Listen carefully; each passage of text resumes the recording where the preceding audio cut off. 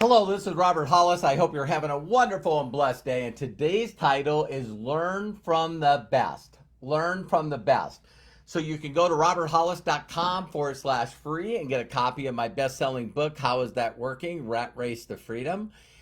And we'll wait for Meta and Mark Zuckerberg and their algorithms to go out and share with everyone before we get started here in about a minute. So, hey, Bill, how are you? I appreciate you. Hi, Craig. Thank you so much.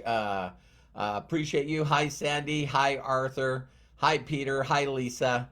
You guys are really going to like this subject. I think I stumbled on to something. Hey, Melody. Love and appreciate you. Hi, Paul. Hi, Dustin.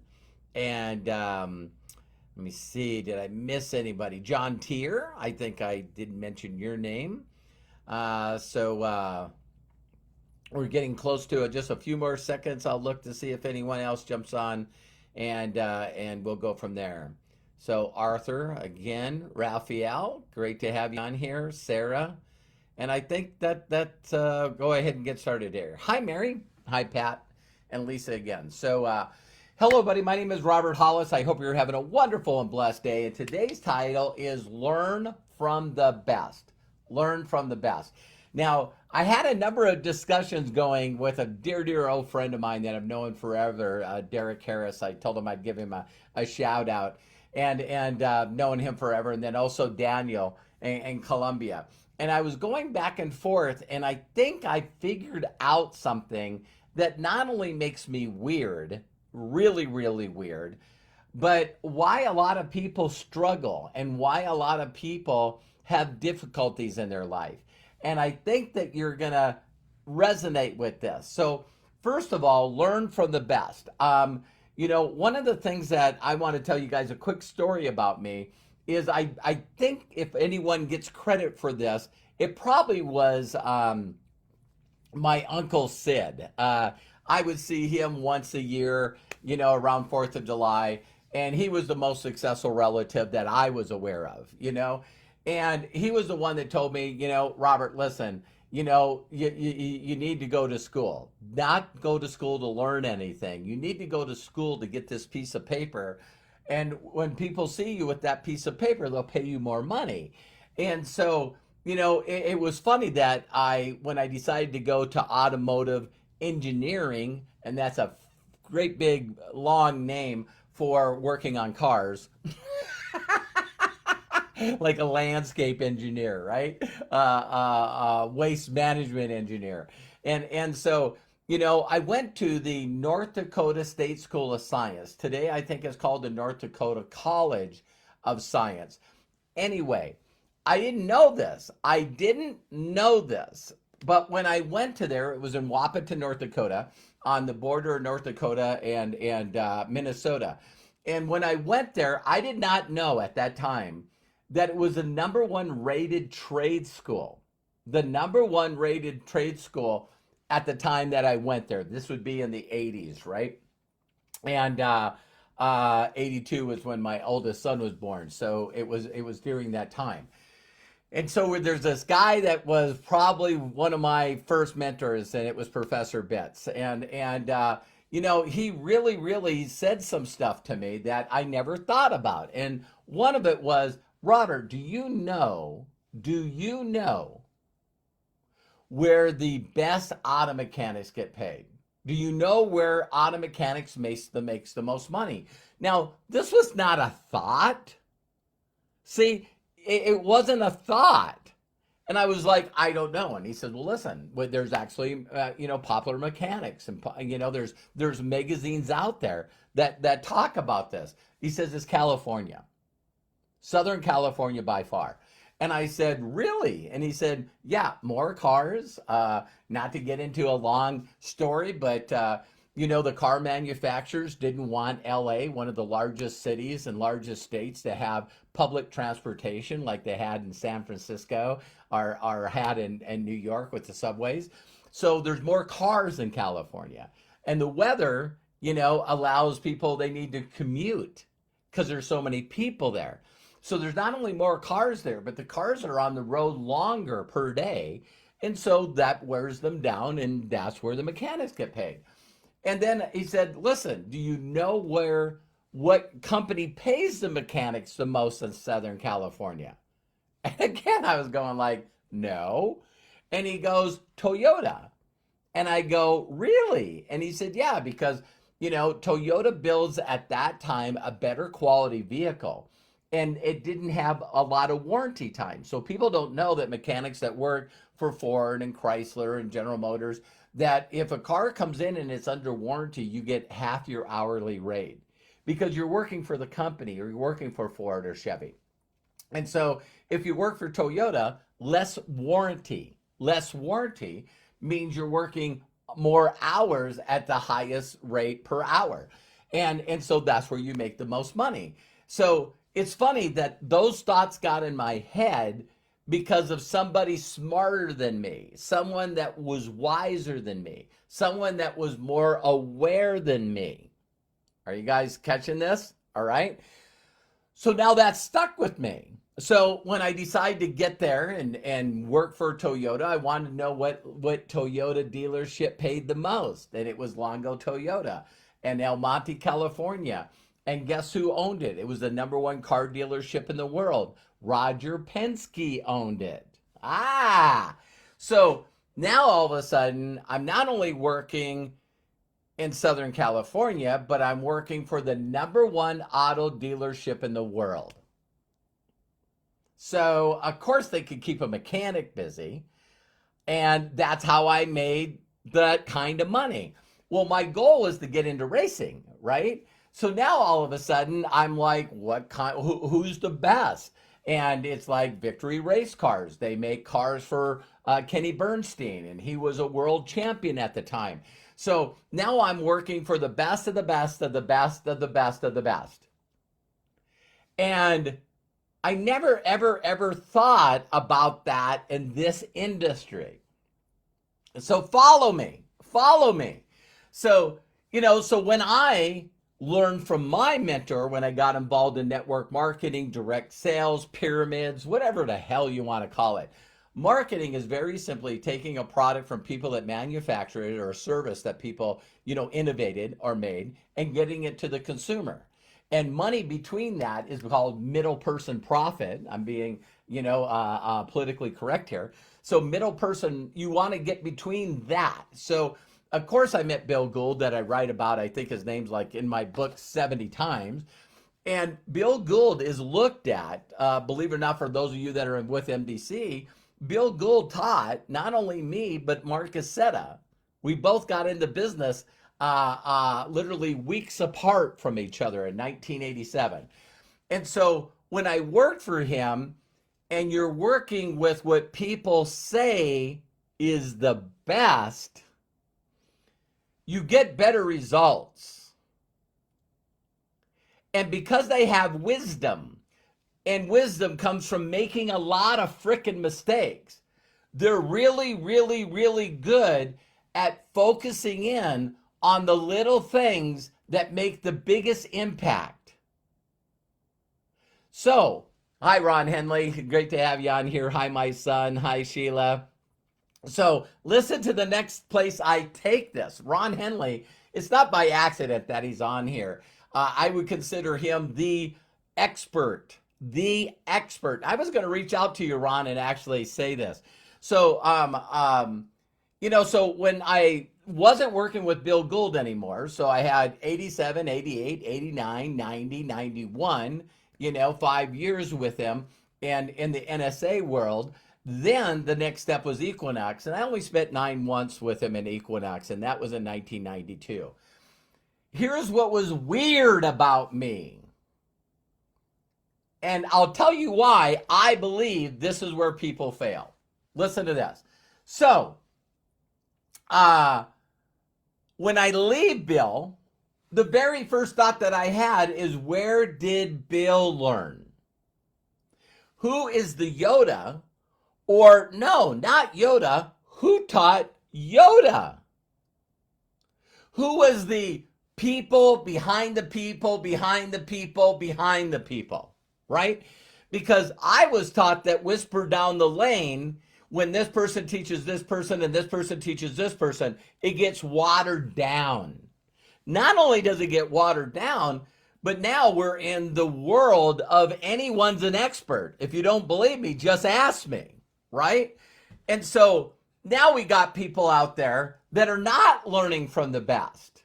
In fact, I would say the majority of the people, and I'm going to be bold here because it's easy to figure this out, that I would say that less than 3% of the people in this industry have ever learned from the best in this industry. And they have no desire. Well, maybe they don't know. Maybe they don't know.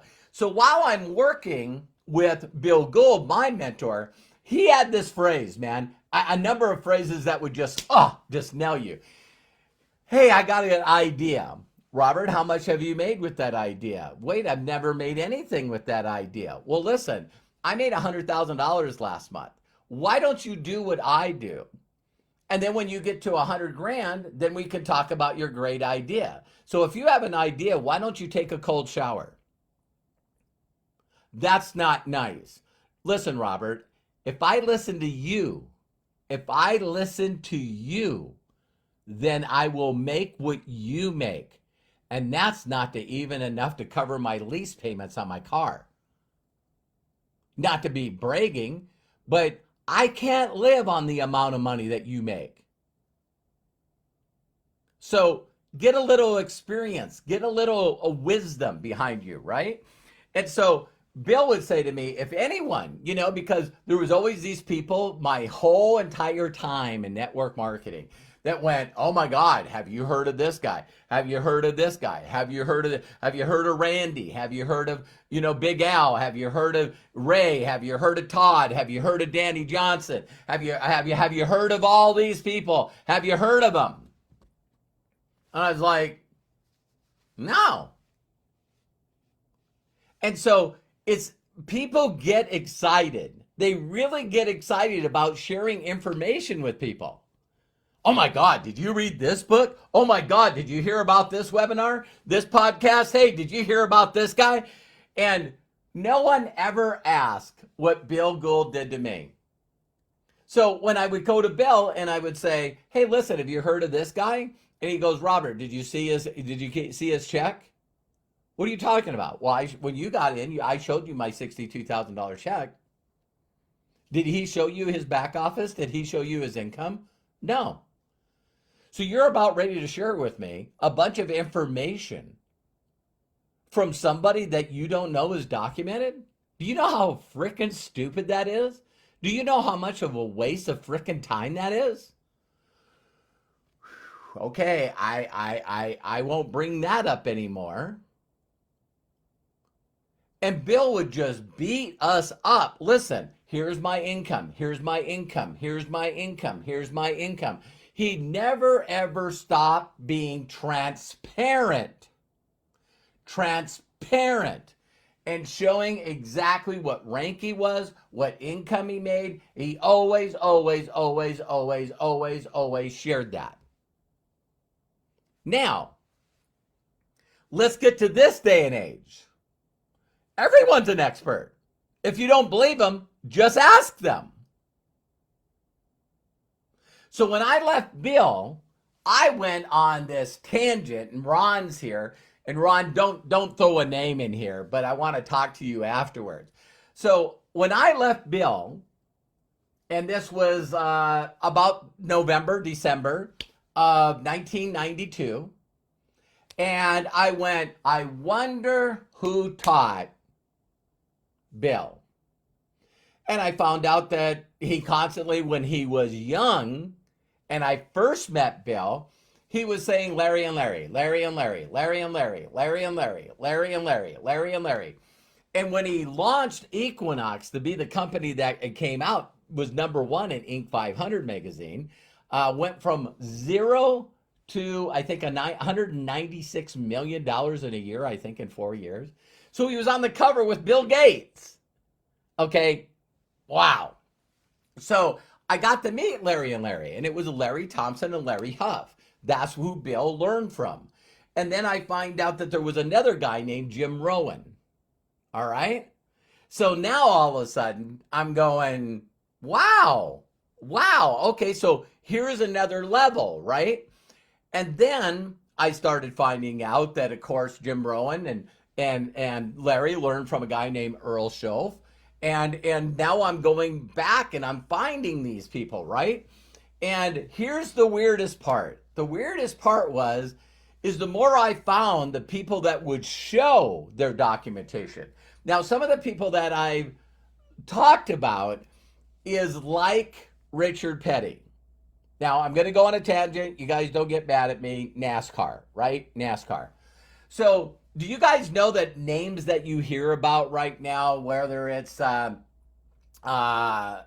Chase Elliott, whether it's Kyle Busch, whether it's Jimmy Johnson, or maybe a little older, Jeff Gordon. There's a lot of people out there that are good race car drivers. But when they talk about their records, they always say this phrase, modern era. Modern era. Why do they say modern era? I'll tell you why. In NASCAR, they're sick and tired of saying Richard Petty. So Richard Petty not only has won 7 world championships, no one ever has done more than Richard Petty. Now, Dale Earnhardt and Jimmy Johnson won 7, okay? But no one has won 200 races. Gotten the big trophy that you guys see? Richard Petty won 200. So there's another older guy right below him that have won 100. So number 2 is half of the number 1? Half of the number 1. And then the other people are in there at, the 70s and the 80s, right? But here's my point. The reason that they call Richard Petty the king is because he is the king. There is no one even freaking remotely close to this guy. There's a person that has tied him in world championship. Don't you think it's funny that there's sports that say they have a world championship, but their sports not everywhere in the world? Whole different subject, okay? But anyway, I'm talking about why wouldn't someone seek out the very best? Learn from the best. So then what I did is I started thinking, well, what would be considered success in network marketing? And one was, for me, I look at LT, I look at Larry Huff that's no longer living with us, Jim Rowan that no longer lives with us. And honestly, I look at them as not the modern era. And Ron might disagree with me with that. But, when you see someone last year that won the world championship or the day before that, there's some individuals that are teaching stuff, in my opinion, that if they haven't created a group of people in this day and age that makes them $1 million a year, then really they're a trainer and a consultant. All right? Because there's a difference between a car manufacturer 10 years ago, 5 years ago, and then a car manufacturer right now that's trying to compete with Tesla. You see what I mean? So when someone's creating cars that are breaking world records for their speed and handling that have been set for 5 and 10 years, someone decided, Elon Musk decided, listen, I'm going to make the highest tech computer in the world and I'm going to put wheels on it. And so now you can't deny that. And great question, Sheila. I'm going to cover that right now because I knew this would come up. So did you guys know that Bob Proctor, Tony Robbins, Les Brown,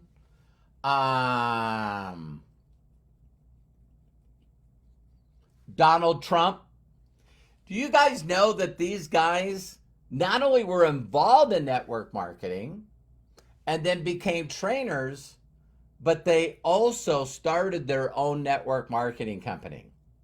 Ron's on here. So Donald Trump had a network marketing company. He also was a spokesperson for ACN. Zig Ziglar, Les Brown, all these guys, Jim Rowan, they all started their own network marketing company. And it didn't work. So people are like, what about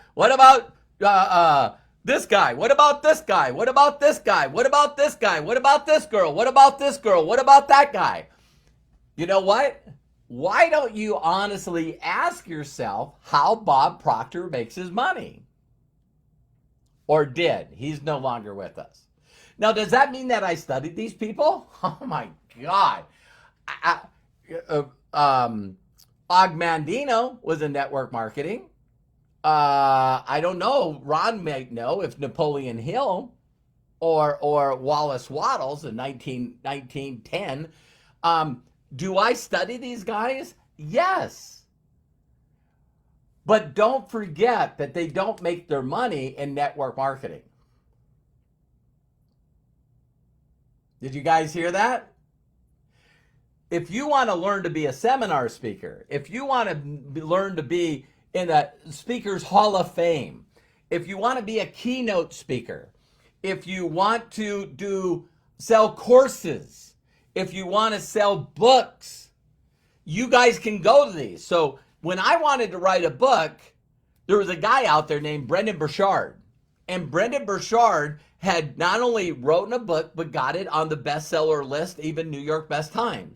And he had a course that me and Max Miller, a friend of mine that wrote the book because I don't like to write, I paid for his course. And I went and seen Brendan Burchard, paid 10 grand for Max and 10 grand for me, 20 grand. Plus we flew to New York City and we learned from Brendan Burchard. What did we learn about? We learned about writing a book, marketing the book, and getting it to the publishers and the marketers to make it a bestseller. See, so be really, really careful who you're learning from. Because if there's a person, if you just ask yourself, could this person show me their back office and network marketing? And I love Les Brown. Les Brown is one of my favorite speakers. I have this phrase that I used for Jim Rohn for years. And this is what it said. It's like content per minute. Content per minute.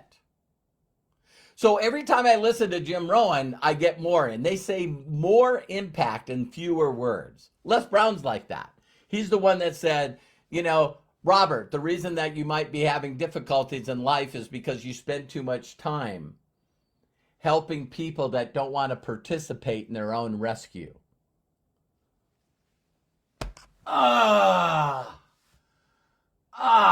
That's hard, you know, which was probably another reason for doing this video. But here's the deal. If there's a network marketing company out there, you want to find people in that network marketing company that are willing to show you their back office and also how long they've been doing it. Now, I'll give you one more story. This is going to be a little longer than normal. So, you know, I was a black belt in Taekwondo. I guess according to like network marketing and martial arts, I'm still a black belt. You know, I got that black belt in my 20s.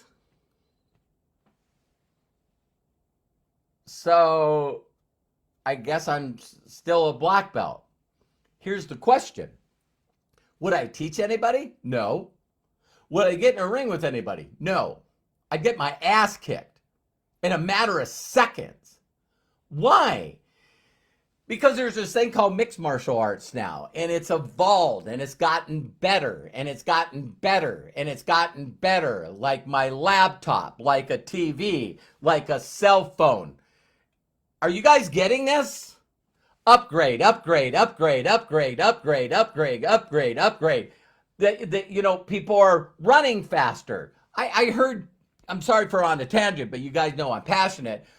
They watched this guy pick up a fumble. I think he was on the Miami Dolphins. And he ran it back for a touchdown. And because they got sensors on their uniforms now, he ran 23 miles an hour. I didn't know a human being could run 23 miles an hour. I'm like, wow, 23 miles an hour. So people are running faster. They're better in martial arts. They do more flips and more spin and figure skating. They do better tricks in gymnastics. All this stuff just keeps evolving and keeps evolving and keeps evolving. But people in network marketing don't want to. Let me tell you what I did in the 1980s. You know, I was a top performer and number one money earner back in 1989. I think it was 89, 1990. I don't remember. Question for you guys. Richard Petty, the king of NASCAR, said he thought the number one race car driver in NASCAR ever was Jimmy Johnson. They asked him why. And he said, the cars are more competitive now. It's a whole different animal than when I was driving. There's so much more tech. There's so much more rules and regulation. All the cars are just virtually identical. It wasn't like that when I drove. It wasn't like that when I drove. So now there's so many rules and regulations, and everyone's so competitive, and everyone has to use the same thing. To win 7 world championships in the modern era, Jimmy Johnson's a better NASCAR driver than me. See, the king can say that. Richard Petty can tell you who he thought was the best. Did you guys get this? And so people that are the number one in network marketing companies. So I've seen all kinds of people, you know, hey, what about this guy? What about this guy? What about this guy? What about this guy? What about this guy? If they do own or run a network marketing company, then what is their top rep making? Because I'll tell you what network marketing is. What I was taught. So I'm out there looking, and I'm out there looking, and I'm out there looking, and all of a sudden I run across a guy named Don Fela. And I call up Don Fela, and Don Fela has 1 million people on AutoShip. 1 million active people on AutoShip. 1 million active people on AutoShip. 1 million active people on AutoShip. So now you got a person, if they're doing 30, 40 in volume. This guy's doing $40 million a month in his organization. What's 40 times 12? His organization is doing $480 million a month. A year, I'm sorry. That's somebody I want to learn from. And here's the problem with looking for the best. Because when I read his book, and by the way, you guys can go on my YouTube channel, Robert Hollis, roberthollis.com/YouTube. And when I go on his book and I read his book, he doesn't do a lot of stuff that I was taught. He doesn't do 3-ways. He doesn't do daily meetings, live meetings. He doesn't do weekly live meetings. He doesn't do trainings. What? Yeah, he was one of the guys that said, you know, don't do what works, only do what duplicates. So Craig, if you look for one of the playlists, I think I called it Building Blocks. So all of a sudden, you find people, and some of you will laugh at this, but Bill Gould's upline was a guy named Jeff Roberti. And if you go online and try to find Jeff Roberti's next weekly training or next weekly presentation, he doesn't do them. See, these guys found out that duplication was, Why not talk to interested people? They got a totally different philosophy. It's like I talk about interested people in here. So Don Fala's got these napkin presentations that he wants to find out if someone's interested in making money. He calls own your own life. You know, do you know anyone that would like to own their own life? And what I mean by owning their own life is if you subtracted all the time that you spent in getting ready for work, your commute to work, you're at work, you're going through the commute home, how long it takes you to wind down. Do you have enough time and enough money to do the things that you love with the people that you love? Would you like to own your own life? And when people say, yes, I would like that, he says, I want to introduce you to a business model. And that business model is the philosophy of building a lot of people buying things from a network marketing company other than buying it from Target, Walmart, Costco, Amazon. Let's all buy the stuff that we use every day and just use it and do our 90 points. And then if we get everyone to buy into this way of living, owning your own life, and we all buy from this place and we all work together, we could not only make a couple of $100, but we could also supplement our income and then eventually double our income and then get to make decisions of whether we want to retire the people that we love and continue to do both until we can make the decision where we just don't work anymore. And I was going, wow. Because once you believe in the mythology of 2x2x2 and building a large organization of people using products and services, then you could introduce them to any vehicle. And the vehicle would be, now that you taught them how to drive, now they know how to drive. Now what you do is you go, okay, here's some of the vehicles you could drive. Do you want to drive a monster truck? Do you want to drive a off-road vehicle? Do you want to be a rally sprinter? Do you want to drive around in circles? Do you want to drive a drag race? Do you want to go from 0 to 300 miles an hour in a straight line in a quarter mile? Do you want to be an Indy car? Do you want to do road races? Do you guys understand that now that you want to pick out, now that you know how to drive, now you get to pick out the kind of racing that you want to do.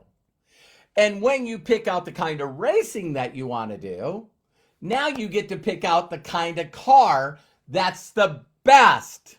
That's the best. The one that won the last couple of world championships.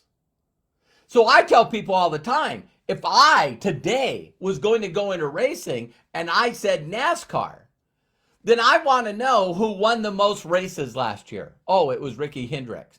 Really? Yeah, he's the one that has Chase Elliott and Kyle Larson and Alex Bowman. You know, people like that. Oh, really? Yeah. And then the one guy that won last year was Roger Penske. Okay. The only person ever, car owner, to win the IndyCar race and the NASCAR race in the same year. Yeah, there's no one that's won more races than Roger Penske.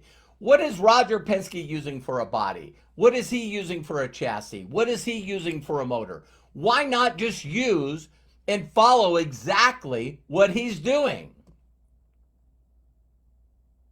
So I was talking about martial arts, all right? So I get my sons into martial arts.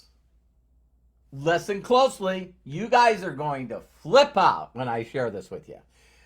So I did my best to find the best martial arts teacher in Billings, right? And one of the things that was unique about this guy is there was two kinds of people you can learn from. People that got trophies and then people that get their students' trophies, right?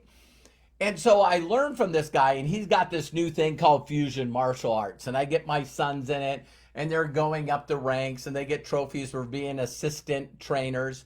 I mean, they're going great. Then we start going to tournaments, and we go to these tournaments, and my sons are doing these katas, and they're doing them almost perfect. Just bam. Then I have one of the guys that are the judges comes over to me and he says, "Can I talk to you a minute?" And I said, "Yeah." He said, "Both your sons did one of the best katas I've ever seen in tournament." I was like, "Wow, I'm a proud dad." You know what I mean? That's awesome. And he says, "Unfortunately, we can't score them." I go, "Why?" "They did the wrong kata. They did the wrong pattern." I go, "What are you talking about?" And he says, "Well, judo and taekwondo are recognized sports in the Olympics. So you can't go to the Olympics and just do any pattern or form. The judges only know taekwondo from Kukiwon, the originator, the best, the one in Korea, the one that started it. And because your sons don't do that kata, we can't score them." How would you like to go to your sons and say, "Hey, listen, I put you in front of an instructor that taught you the wrong stuff. It doesn't make a difference how much you practiced it. It doesn't make a difference how good you are at it. It doesn't make a difference how hard you worked and how many hours you put in. You did the wrong stuff. You did the wrong stuff. So now it bears no fruit. Zero fruit." You guys, I was pissed. I was frickin' pissed. Because it'd probably already been a couple years by then. So the next step I go, okay, go to Korea, call Taekwondo, Kukiwon Association. Who's the closest master? Kukiwon. Oh, they're in Rapid City. Simon Rhee. He's a master affiliate. He's a master. And Kukiwon, Taekwondo. I go to the very best person that this guy knows. It was a girl. Her name is Sherry Moore. Thank you, Sherry. And I said, "Sherry, listen, do you guys realize that you're teaching the wrong stuff? And I'm now going to have my sons learn from a master in Kukiwon because their goal was wanting to be in the Olympics. That's the only thing they recognize." Sherry Moore broke away from this guy, started her own martial arts studio that I helped and supported with my sons. And now we started learning the right way. So now when my sons went to tournaments, they started getting trophies. They started getting medals. They qualified for the Junior Olympics. Are you guys hearing me? And I wanted them to be good sparrers. So this is when you know you're not a leader. You guys ready? I'm a black belt in Taekwondo. Did I teach my sons? No! No! So I thought I found the best, and then when I realized I didn't, I found the best. And then once I found the best, then other people were willing to learn from that best as well. So when my son became a black belt in Taekwondo, they got a Kukiwon certificate. I don't have any damn certificate. They got a Kukiwon certificate for being a Kukiwon certified black belt Taekwondo. Am I getting my point across? Because then they wanted to be good in sparring. And I knew they said that they wanted to go in the Olympics. So I got VHS tapes from Steven Lopez. Steven Lopez was a 2-time gold medal winner for the United States in Taekwondo. So I wanted my sons that were going to go into the Olympics to try to get a gold medal to learn from someone that had already gotten a gold medal. Steven Lopez. I bought his videos. I reached out and talked to him. And we had the Montana State Games.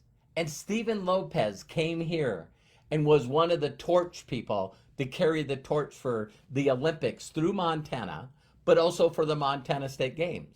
And both my sons, Matthew and Kyle, got to carry the torch through Laurel, Montana, where we live. When you start learning from the best, they do things different.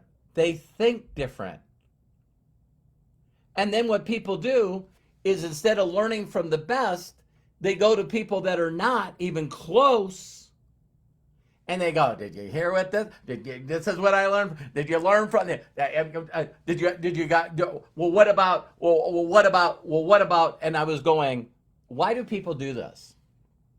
This is why people do this, because they don't feel they're deserving. They haven't learned to love themselves. They don't think they're worthy. They don't think they're enough."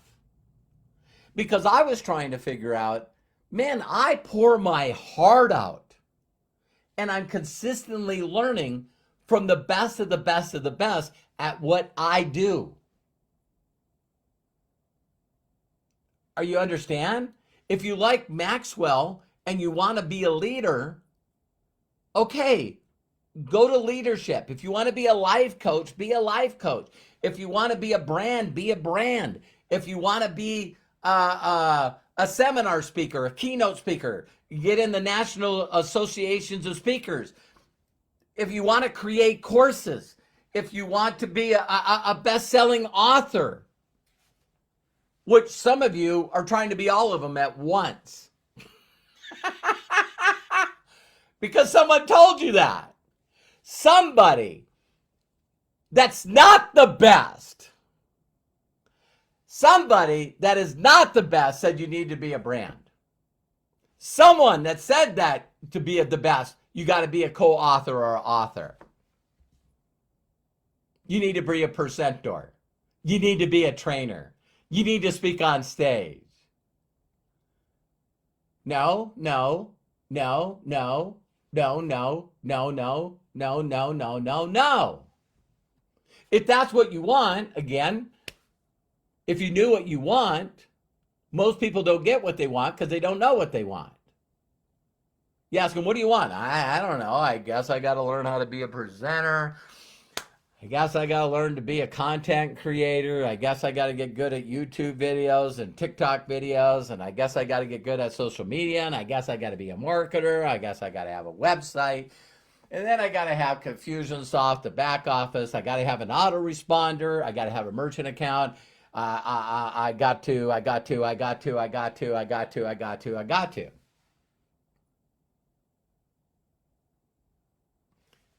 No, when you learn from the best that are specialized, it says it in Think and Grow Rich. It says it in Science of Getting Rich. Find something of value, find a need and fill it.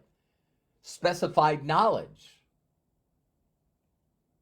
Robert Hollis wants 1 million people in his organization.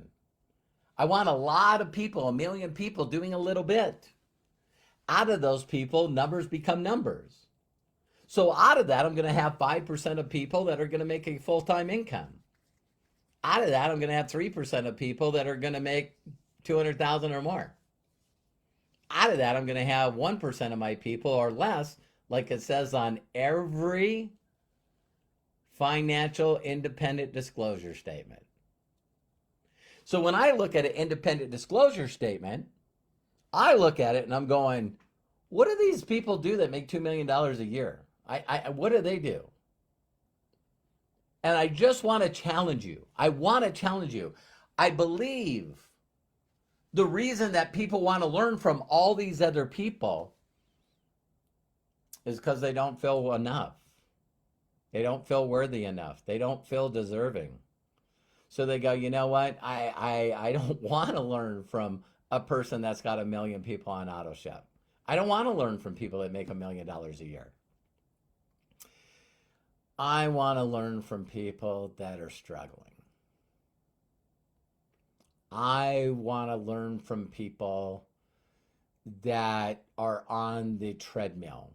You know, if they don't consistently do new courses, do new events, speak at new events, you know, get paid gigs working for other companies.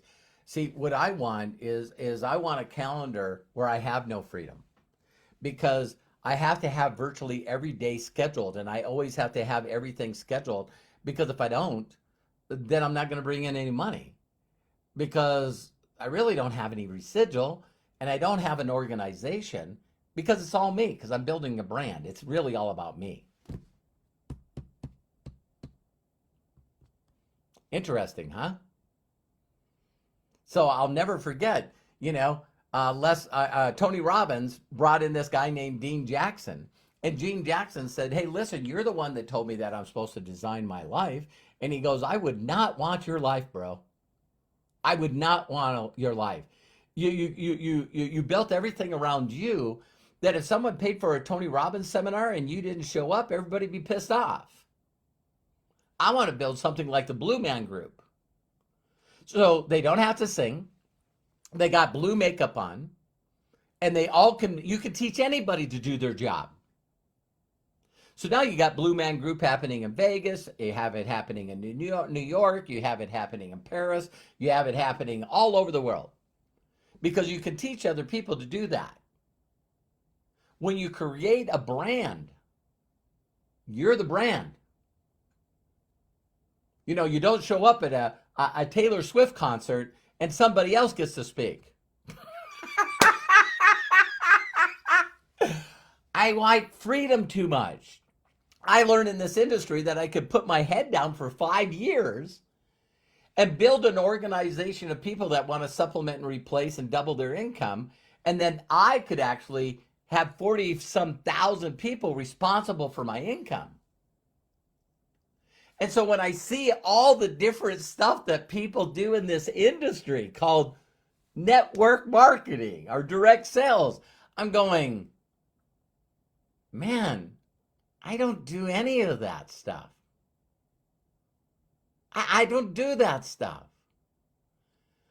I only do what duplicates.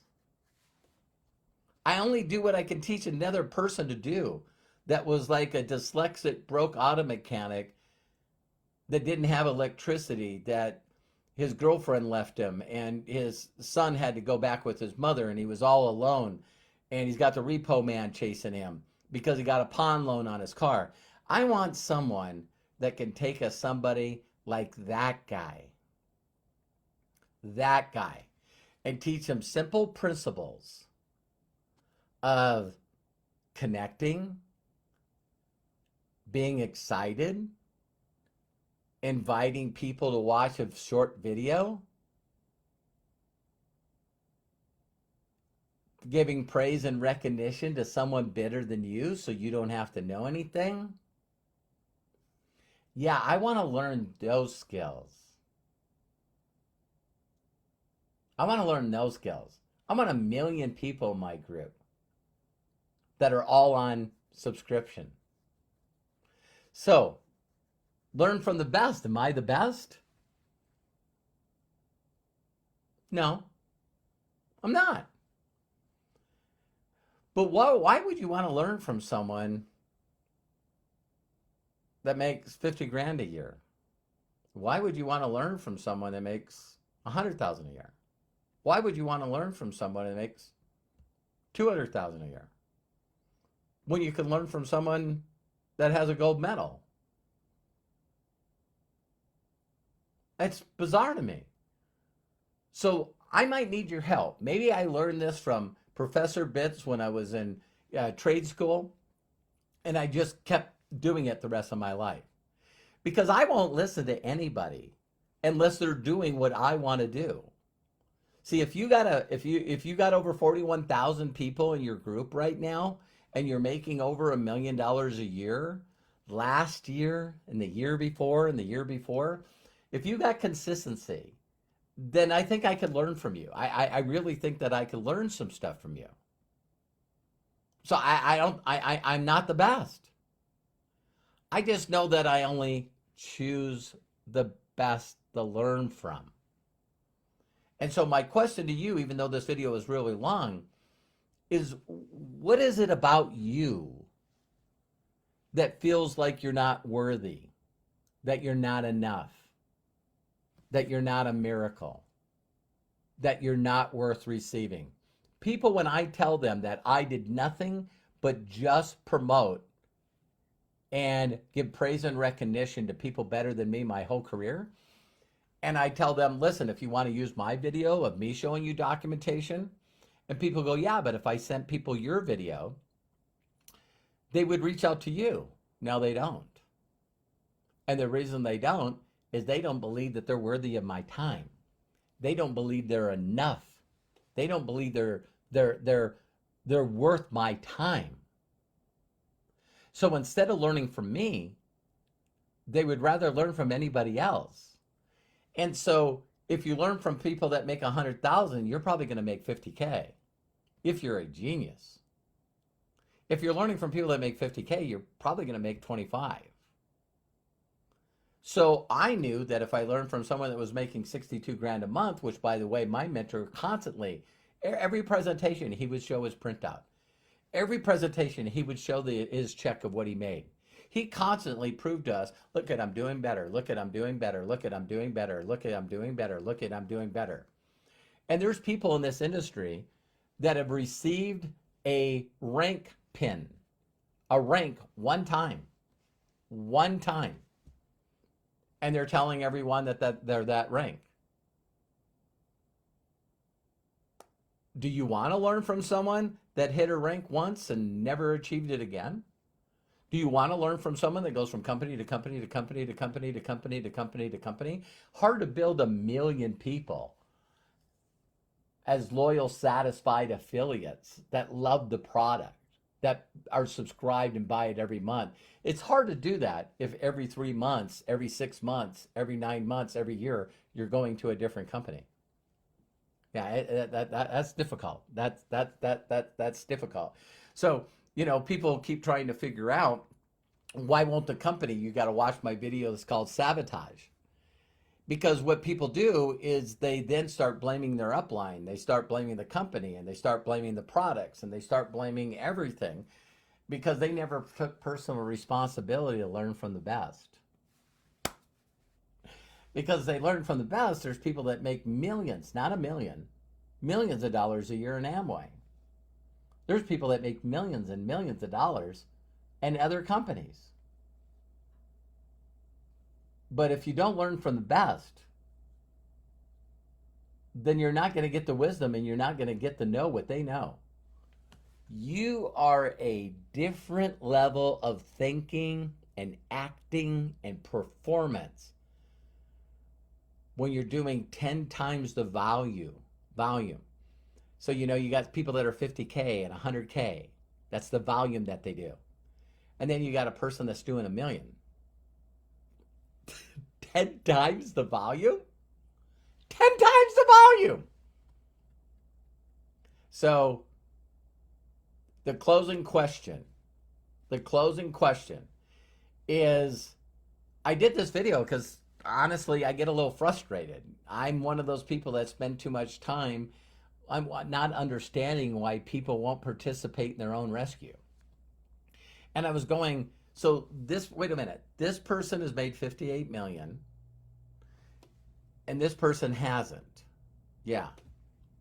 I'm going to listen to the person that hasn't.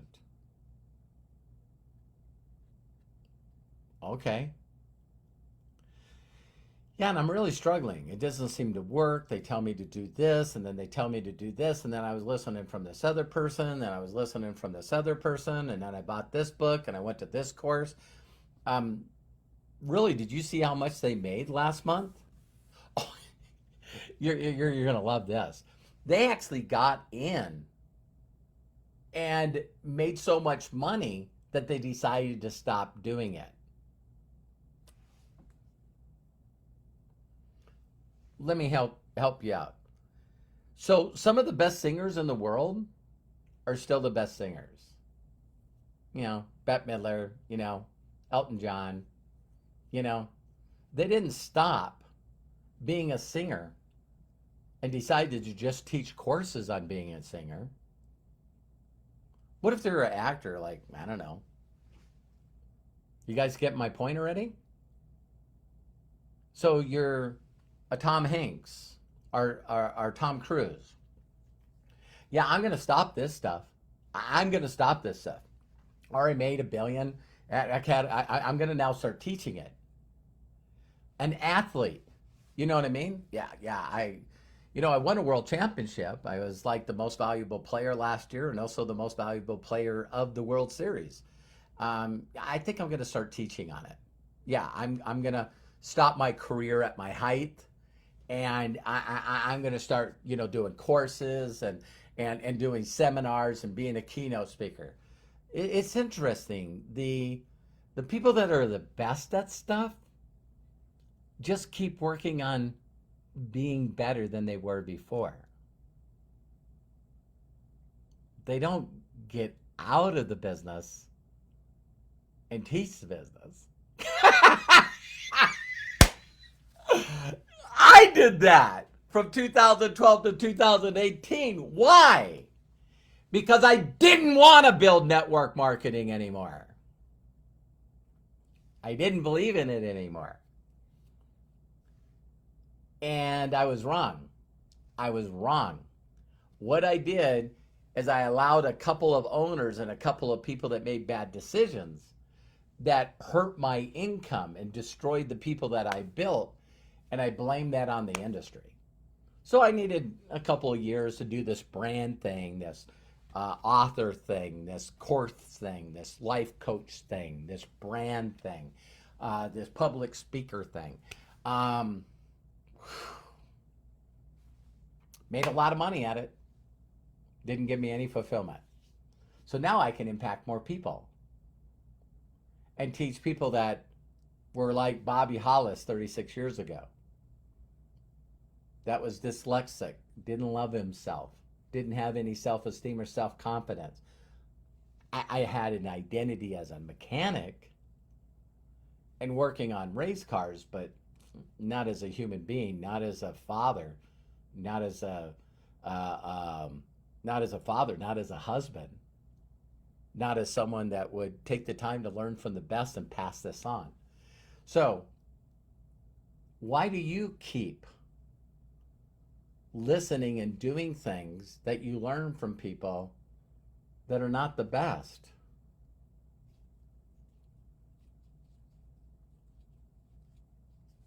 Why do you do that?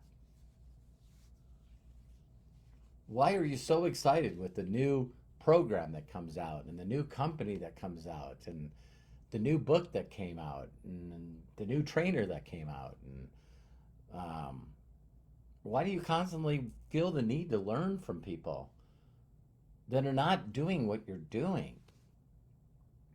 See, when we're kids and we're young, they want to learn from the best. Oh my God, I'd like to win a gold medal being a figure skater. Oh my God, I'd like to be a gold medal winner. I'd like to be like Magic Johnson. I would like to be like Larry Bird. I'd like to be like Kareem. So a young Kobe is watching videos over and over and over and over and over of Magic Johnson and Michael Jordan and Larry Bird and Kareem. He's learning from the best. Kobe Bryant didn't say, hey, is there anyone that can get me some VHS tapes on some basketball people that didn't make it to the NBA? I'd like to learn and watch some VHS from people that didn't win an MVP and didn't win a world championship, but they're now just teaching basketball. See, I want to watch. I want to read their books. I want to watch and study and learn from people that weren't the most valuable player.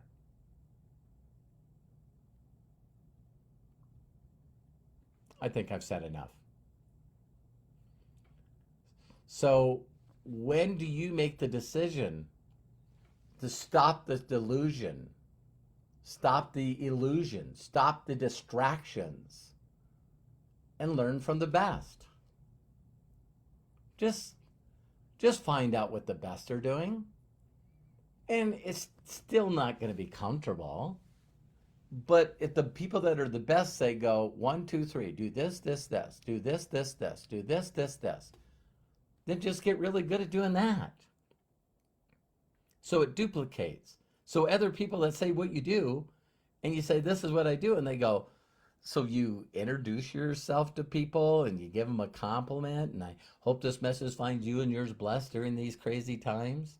And then the people that reply, you say, hey, listen, the reason I thought of you or the reason I reached out to you is because we're expanding a company and they're looking for people that would like to make extra money. Do you know of anyone? Help me out. Do me a huge favor. I'd really, really appreciate it. Yeah, I'll watch a short video. And then you send over that short video. And then the person watching the short video decides to create an account.